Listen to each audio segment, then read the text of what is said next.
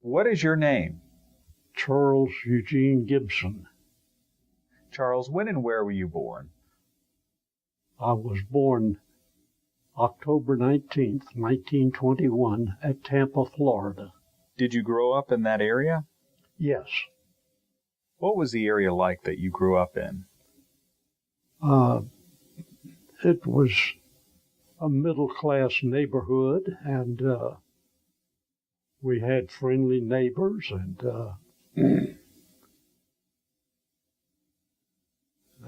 that was it. What was school like for you? Well, school was fun to go to. Did you do well in school? Not particularly. I was just an average student. Who was the oldest relative you remember as a child? The oldest relative I remember was probably my great-grandmother, and she wasn't really very old when she passed away at about 79. Can you tell me how you lost money in the Great Depression? Yes, in elementary school, in first and second grade, there was a local bank, the Citizens National Bank in Tampa, that offered children a nice little coin holder to save money in. And I saved the coins I had that were given to me, small coins, pennies, nickels, dimes is the largest. And I had on deposit $3.70 or 80 cents when the Depression hit and the bank failed. You volunteered for the Army during World War II. Please tell me about your experiences. Well, I volunteered November 13th, 1941, and had just finished 3 weeks of basic training at the time Pearl Harbor attack by the Japanese occurred. And because I had had a year of college ROTC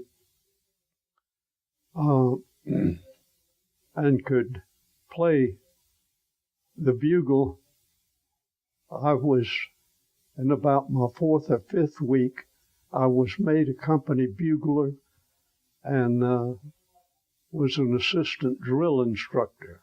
I stayed at that camp, Camp Croft, at Spartanburg, South Carolina, until December of 42, and applied for flight training with the Army Air Corps, and went into that program. Did you learn to fly planes in that program, or did you work as ground support? No, I washed out in my 20-hour exam, and after washing out as a pilot trainee, I went to gunnery school at Fort Myers and airborne radar training at Boca Raton,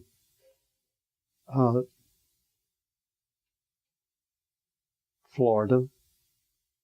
And when I finished that, I was offered a chance to go back into cadets, and it was going to be tested for to determine whether I would go to navigator school or bombardier school.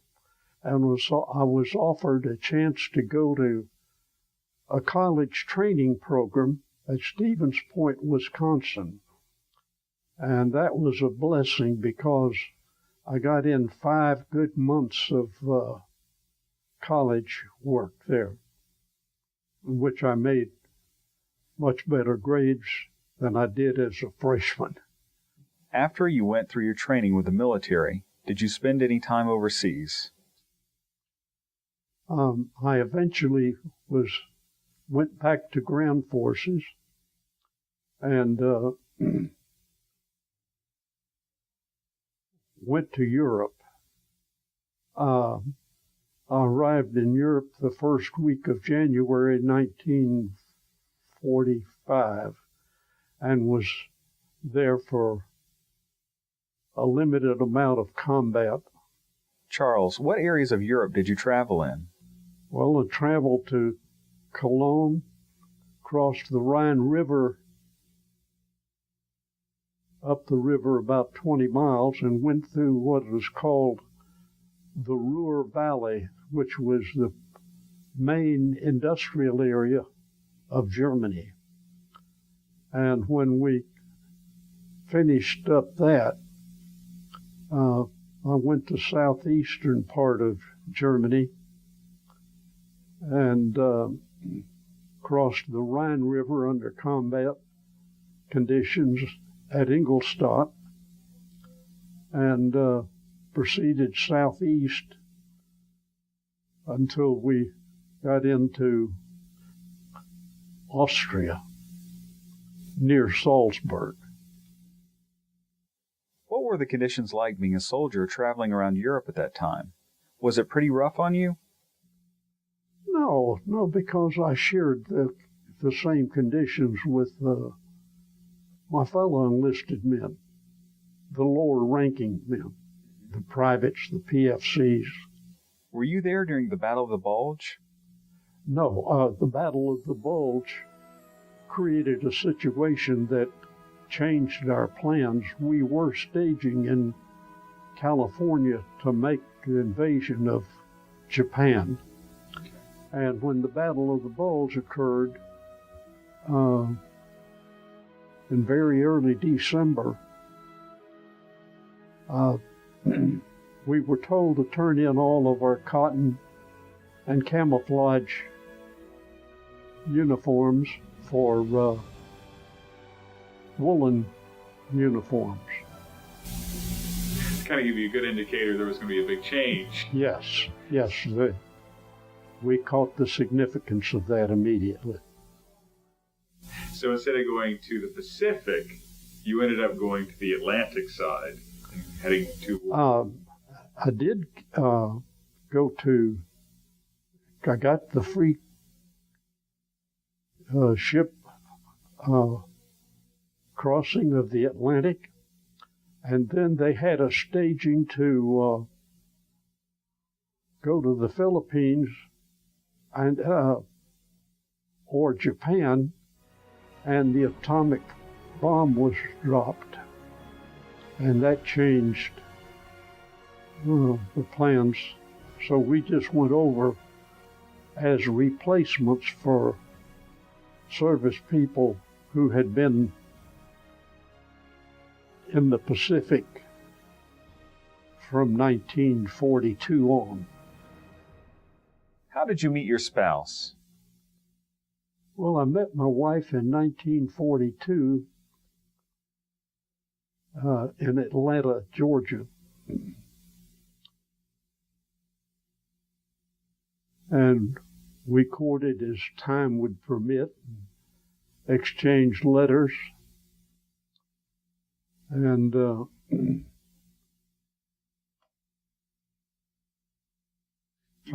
finally agreed to get married. And we did it April 3rd, 1943 at Helena, Arkansas. What was it like when you proposed? I was fearful that she would say no. And she said yes. So my spirits just soared. Did you propose in a restaurant or in an apartment or outside? Did you get down on your knee? No, I didn't get on my knees. But we had gone out to a park, and I had asked her, I wanted to slip away. She had, the same friend that was with her when I met her at the train station, had gone with her to Montgomery when I was in pre-flight training. And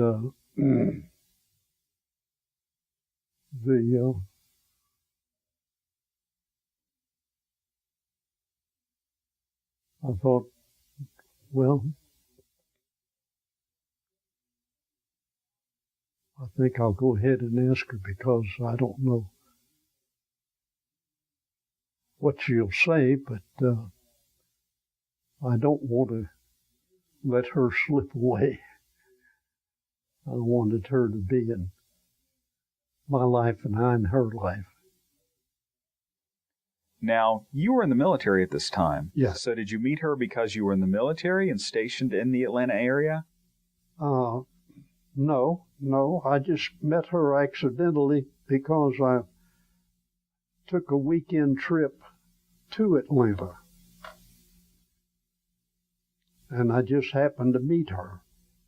That was a pretty special meeting. Special meeting. Yes. So she married you while you were still in the military. Yes. Still in service on there. Where did she live while you were in the military? She grew up on a farm in Tennessee, and the only thing she knew that she wanted to do was to be a skilled office worker. So she completed a 2-year business college program at Nashville, Tennessee, and learned that pay scales were slightly higher in Atlanta. So she went to Atlanta in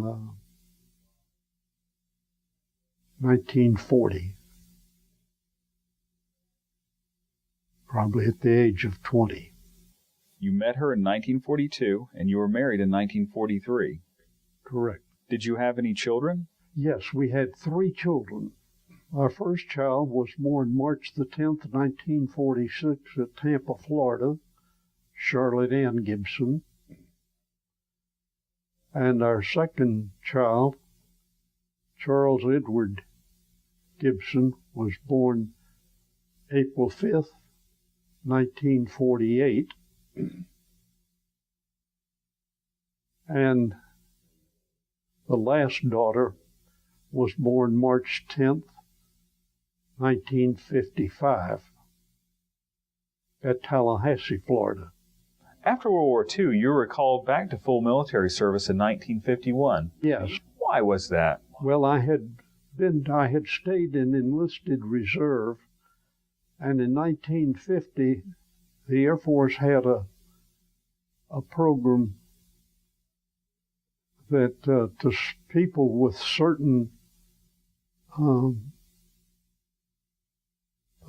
things that had either been to OCS or the pre-flight training at Maxwell Field and had 2 years of college or more, were eligible for a direct commission.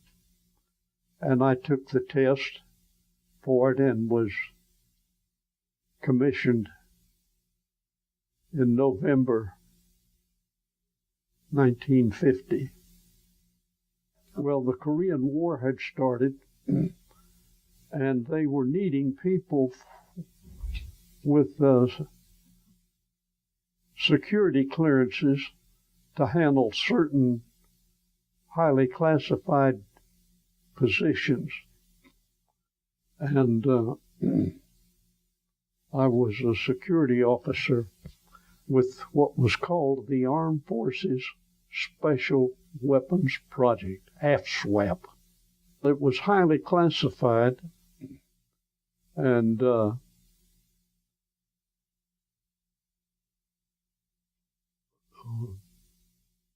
as the name indicates, special weapons, we secured those and handled their transportation. Did you finish your time with the Special Weapons Division, or did you do other things? No, I stayed with them. Spent most of my time at Sandia, Sandia, Sandia Base, Albuquerque, New Mexico. When did you get out of the military the second time? In August 1953, to return to my position at the Federal Correctional Institution at Tallahassee. What was your profession and how did you choose it? Do you want to go through from returning after the war to that current position and go us through your careers of your life after your second stint in the military? Yes, I was able to graduate with a baccalaureate degree at Florida State University in May 1956, and I was told that a position as federal probation officer was open at Tampa, Florida, and I wrote applying for the position. I was invited for an interview, and that day, I learned later, the judge issued an order appointing me a U.S. probation officer, effective. I was in a volunteer air reserve training unit at Tallahassee after my active duty in the Korean War, and I had a 2-week training period scheduled at the air base at Panama City, Florida. And so it was arranged that I would start my work at Tampa June 16th, 1956. It was to me, very interesting work. To be appointed in my hometown where I had grown up, I either knew or knew about most of the law enforcement people, and in fact, a school friend was the acting police chief when I went to Tampa, and the first week that I was on the job, we got an appointment with him, and they gave us, he authorized that we have one reserved parking space on the street running north and south on the east side of our federal building, which was the post office building of Tampa. Our courts were on the second floor. How many years did you spend as a probation officer? Well, I did about 8 years in Tampa, and a U.S. district judge wanted to be there. They had not had a judge residing in Orlando, and he chose to go to Orlando, and I had temporarily done a few pre-sentence cases that he tried in Tampa, and I knew him and I liked him. I thought I'd like to work with him. So I volunteered to transfer. I did another 8 years. So I was a federal probation officer 16 years and 2 weeks. Was it towards the end of this time that you decided to go back to school? I went to Southern Baptist Theological Seminary at Louisville, Kentucky. After you received your education, what did you then with your life? I served one church at Shelbyville, Kentucky in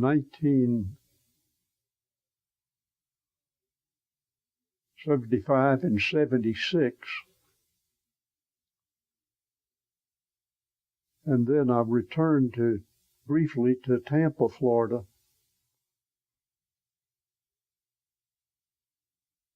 And stayed until we could sell our house. And then we moved back to live in Louisville. Was it at that point that you got interested in volunteer work? Yes. Tell me about volunteer work that you've done. Well, I had volunteered to serve the Salvation Army as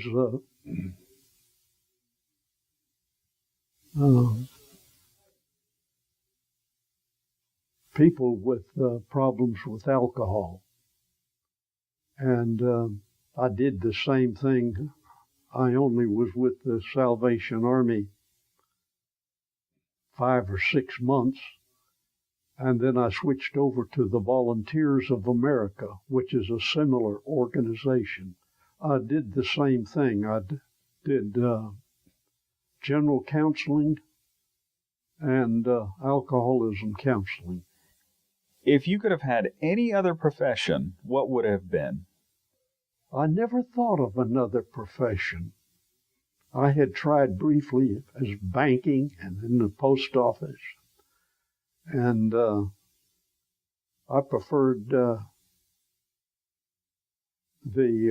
work with people who had real problems in life. How did you come to live in McDowell County? My wife had passed away in 2005, and my vision was failing me. And my daughter, the younger daughter, Kathy, and her husband invited me to live with them here. And I had visited Marion as a teenager, and I liked it, and so I was more than willing to come, and that was, I arrived here June 29th, 2007. When did you start coming to our senior center? Within a few weeks. How often do you come here? Well, I come as often as I can. I've had health problems that have several times kept me out for a week or 10 days, but I've managed to improve and get back to my exercising, and I credit that a whole lot with my feeling good and living this long. What advice would you have for a young person today?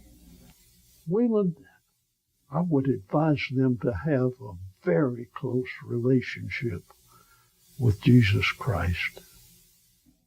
Charles, what is the one thing you most want people to remember about you?